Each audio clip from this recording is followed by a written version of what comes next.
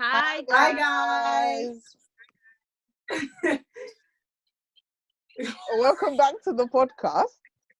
Officially, because you know we're on Spotify, as we mentioned last week. If you was not here, yes. Now you know. Now you know. And yes, we want to introduce ourselves so you get familiar with our voices. So I'm Ayo. I'm Ashley.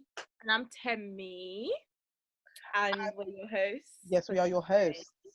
And today we will be talking about discipline, which is quite a broad topic, to be fair. Mm-hmm. But, you know, coming from Afro background, I said African background. Because I was going to say Afro-Caribbean. Then I realised we don't have a Caribbean person here. So African background. Bye. Background. Yes, African background. Discipline is like a big thing.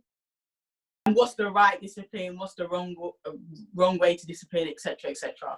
So I think the first thing we'd probably want to say is like, what is discipline? Like, what do you guys classify as discipline when it comes to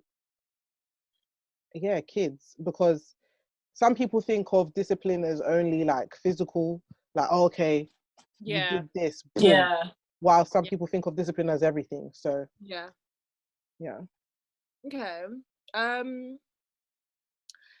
Discipline. Okay, the first thing I think about when I think of discipline, I think of like children, because I hate using the word mold, but as children you kind of have to nurture them and bring them up, you know, as parents. So I think that's where discipline originally will start from. And obviously there's also self-discipline as adults and things like that, you know. But if we were to speak about children, I would say disciplining your kids is very, very, very subjective. Like everyone has their own way in which they want to bring their children up, and obviously some are more extreme than others. But from a personal point of view, basically, let's dive into it. Would I hit my children? Right? Let's dive into it. Like, would I hit my kids? I'd like to say no. I don't think I will hit my kids.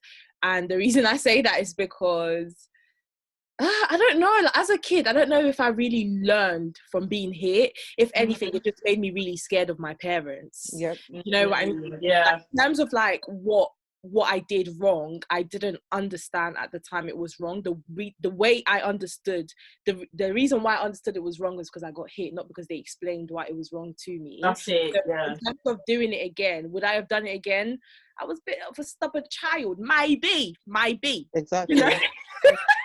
I might have done it again, you know, but at the same time, I understand why some, like that. I do understand the whole hitting your children, obviously, when it's not to the extreme. I do understand it, because sometimes, like, some kids, I know it's going to sound a bit weird, but some kids, they benefited off being afraid of certain things, like repetitive. But like, I have a friend that she has a point of view on this actually, and she said like being hit helped her a lot, because if she hadn't been hit, she probably, like, she don't know where she'd be today.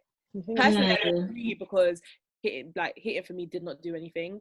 Like, I would rather someone sit down and talk to me about it. Do you know what I mean? So I agree with you, Temi. Yeah, that's my view on disciplining kids. Yeah, I agree with you. I would like to say no, that I'm not going to lay a finger on my child. Yeah, I'll lay finger, sorry. So that's even good. There's nuance to it. Then you're saying that's different to being actually hitting when you're hitting your children, it's different from giving a bit of a smack, you know. Yeah, actually, that's true, actually. And I think the reason why I can say no is because obviously I have nephews and nieces now, and obviously, like, I babysit them from time to time, and it's not in me. I can't do it. So if I can't do it to my own nieces and nephews, imagine now, like, my own children. Yeah. And the reason why I agree with you as well, Temi, is because, like, when I didn't really get hit too tough. Like, I'll be very honest. Like, I got hit, but compared to, like, my sibling, I'm the last child. So, like they say, like, parents are very lenient when it comes to, like, their last child, and I can acknowledge that. But I'm not going to say I didn't get hit at all. Yeah. And I feel like when parents hit their children, like, the children, I I feel like the effects of them doing that, it doesn't show the child why what they did was wrong. So hitting them, they know it's wrong, but they don't know why. Which is meant to be the goal, to stop them to repeat that behaviour. Exactly. Yeah. I think the why part is really important, and it's this stigma of, oh, I'm the parent, so I'm right, I don't need to explain myself. Exactly. When really and truly, I think long term, that can really like affect communication skills, understanding, processing things. Because when you're just hitting a child, they're just like, oh, I got hit, but like, what? Yeah, what like why? children Do you know what I mean? It's like you're in a weird space. Yeah, like children grow up into adult resenting their parents, not even understanding why. And for me, like, discipline is meant to be a way of teaching your child what is right and wrong, and explaining to them why something is wrong. And so discipline is almost like nurturing them, what like Temi was saying earlier, to know the difference between right and wrong, and to know that there are consequences for your actions. So for me, being a child that was hit, knowing how I am as a person as well, hitting wasn't I don't personally think I should have been hit as a kid personally, because I think what discipline is meant to be subjective to the child. So for someone like me, just hearing my dad saying that he was disappointed in me would have been enough. I'd have been in tears, and I've understood, okay, what I did was not good. Like, I'm not going to repeat that. Do you get what I'm saying? While some kids, they might need something else. Like, maybe they need you to take away their phone. Maybe they need you to say, okay, go and sit over there and don't talk to me. Because some kids, like, they thrive off of being close to their parents and wanting to being hugged by their parents. And parents, okay, being like, oh, I don't want to, I'm not going to touch you, I'm not going to hug you until you sat in the corner for 5 minutes, and then blah blah blah. And then you also say, okay, how you spoke to your friend that day, it wasn't nice. But a lot of parents didn't do that in the African community. They didn't say, okay, they didn't say to us, oh, okay, what you did right there was wrong, and it was wrong because you just said, okay, you were naughty, and then you got smacked. And then it's like, okay, I was naughty. And as a child, okay, so what are you supposed to do with that information? Are you just supposed to just sit there and be like, okay. And I think that's where real parenting comes in, because a lot of adults, a lot of parents that hit their children, I think it's from a lack of understanding the children themselves. Because like you said, every child has the way of which they learn. So it's subjective to every child. Yeah, it's literally what Ayo said. So as a parent, it's their jobs as parents to understand what, like Ayo said, like if her dad had just said, I'm disappointed in you, if her dad understood that's her way of learning, that would have probably been it. 100%. You know, the hitting would have been unnecessary. You know, like one of my friends, like I said, with one of my friends, when she gave an example, like she obviously at the time she wasn't happy with being hit, but being hit, like she learned from it. I didn't. Ayo did. Some people, that shock factor is enough for them to be like, oh, like when they get hit, they're like, okay, I'm never gonna do it again. It touches their spirit. I know so many kids. I know so many, like growing up, speaking to some of my cousins, being hit did nothing. They're going back straight there. And for some people, it develops like underlying emotional issues later. 100%. Because say, for instance, you're an emotional child like me, it might make you feel like, okay, they don't love me, or it might make you feel like, do you know what I'm saying? So it can have the opposite effect of what you're trying to do. Like, I know I've heard a lot of African parents use the Bible verse, spare the rod and you spoil the child. Well, the spoil the child part isn't in the Bible, but the spare the rod part is. And I think they use that as justification for maybe hitting their child and stuff, whilst the interpretation of that verse doesn't mean that, because what it essentially means is you're meant to guide your child. 100%. And in guiding your child, you're meant to instruct them. And sometimes it's not going to be nice in the moment when you're disciplining a kid. No, discipline is not nice. There's also a Bible verse that says that. Yeah. In the moment, discipline is not favorable. It's not nice. It's not something you 100%. Enjoy, but it reaps the benefits later. So I think discipline should be something that in that very moment that child is learning from. And if when you've disciplined your child, in that moment they can't tell you what they've learned, then you haven't disciplined correctly, in my opinion. I like that you said that, because even on the extreme factors as well, like in regards to like psychological effects, it can, like you said, you gave an example of like, oh, you're you're an emotional individual, so obviously you can feel like, oh, they don't love me, XYZ. But on the extreme factor, it could make a child very, very angry and could then make them violent. Because I've heard so many stories where, especially when it comes to young Black boys, like I've heard so many stories of them being beaten all the way up until like their early teens, And then because it's like, it's been built up anger, them not understanding why they were getting beaten the way they were. And they've now taken that and they've now gone outside. And because as a parent, you haven't explained to your child, okay, this is what you've done wrong. This is why you shouldn't do it. This is why it's wrong, etc., etc. Because you haven't established that communication at home, that's now affected their communication of how they communicate with people outside. 100%. And instead of having healthy communication skills, it's now, okay, we have a misunderstanding. It has to now resort to violence. 100%. That's very, very extreme, but it happens a lot. It happens so much. Yeah. And it's like, I like the fact that you brought up the scripture of discipline in the Bible, because like the Bible says, I think this is the best description of discipline. Train a child in the way that she should go, and they shall never depart from it. So what is it that you want to install in your child? Is it you want to install fear or violence or hate, all these things, or do you want them to have these healthy habits that you can take with them?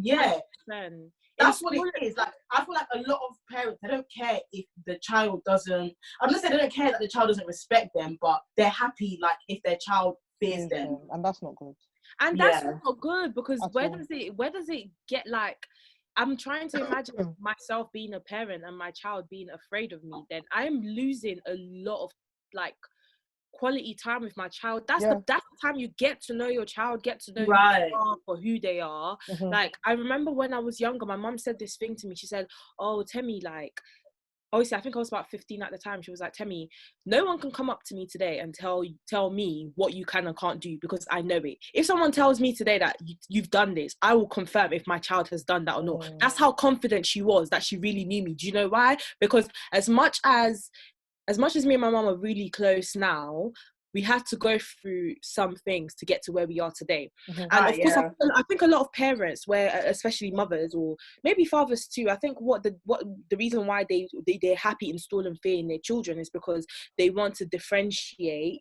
They want to leave that gap between parenting, like I'm your parent, like don't disrespect me, and a friend. And I think that's a very thin line, because once it's broken, of course, we know some of the consequences that can come from it.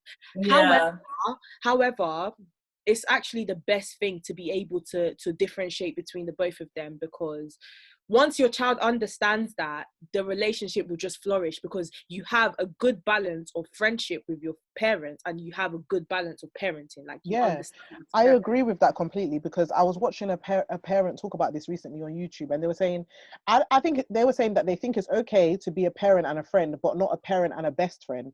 And I think that was the beautiful way to say it, because it's like, you want to be their parent first and foremost, but you also want to be their friend, because if you're their friend, then they have that comfortability with you. They don't feel like there's this hierarchy, like, okay, I can't talk to them, I can't, when they're your best friend, when you make them your best friend, they can also take it for granted that you're their parent, and they can, cross the line, the boundary. But if they're just your friend and you're able to have those conversations with your kids, I think it helps in the long run, because over time they're able to see, okay, my mom and dad, they can make mistakes like me, and like that's what I think was missing in like the African like upbringing. It's like we didn't see that our parents could make mistakes. They weren't as open to say, okay, I made a mistake. There was no transparency. Do you know what I'm saying? And that's a part of discipline, like knowing that, okay, I can be wrong sometimes. But if you as a parent don't show that you can be wrong, then a child is like, they're not learning a real example of what is right and wrong. And that's why they find it hard to apologize to their children when they've done something. That's where all of that comes into play. And then you instill that in your child, they're then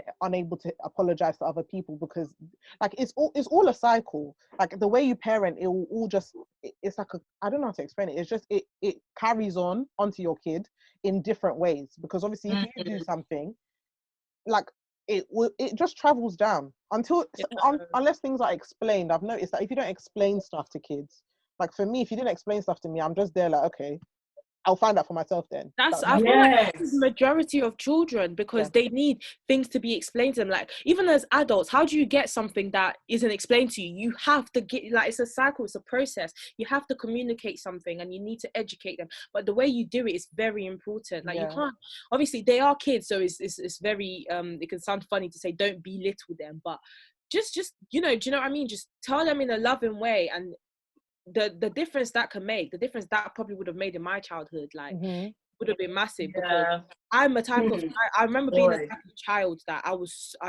till this day, my mom tells me, like, you love to explore. I enjoy exploring. Do you know what I mean? So if I was told correctly, then I would understand, okay, maybe I shouldn't do this. Maybe I should do that. And let's be real as well, like, even though we're saying, some parents, like, they love to install fear and it's just like, that's how they want to parent. There are some parents, I can say, like, I don't want to generalize that all African households are like this, but with most, I feel like that's what they know. That's how they were brought up. We're forgetting our parents anyway, like, they're coming into a completely different culture. They're coming from Africa to here. They're coming to a Western society.